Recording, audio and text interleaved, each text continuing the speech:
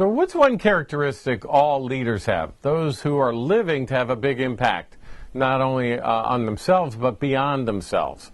Hi, I'm Scott Keffer, and I like to share tips and principles that have been really helpful to me to help me go from, I would say I went from, as an introvert, I went from being invisible to being influential to being impactful.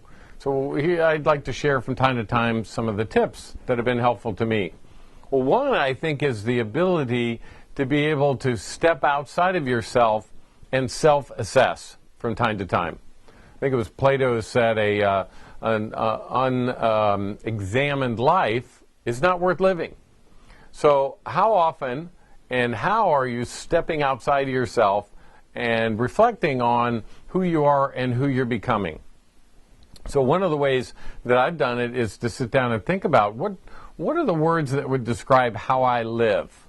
And some of those are core values, which I have, but three words that would describe the kind of lifestyle I wanted to have would be what I call E3 living.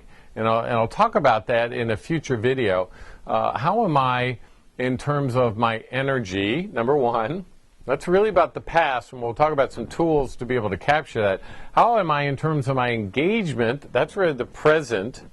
And how am I in terms of my enthusiasm on an ongoing basis? Right? So E3 living is really about being energized, engaged, and enthusiastic. And so on a regular basis, I am self-assessing.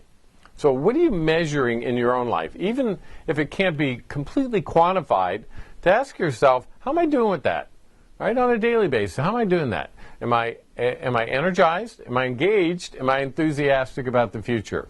So think about three things that you could measure yourself, even on a weekly basis, to sort of self-assess how you're progressing. Because that's a characteristic that's common among all the leaders that I have studied, and I've studied a lot. So hope that helps you as you live a big impact life. Until next time, I'm Scott Keffer. Take care.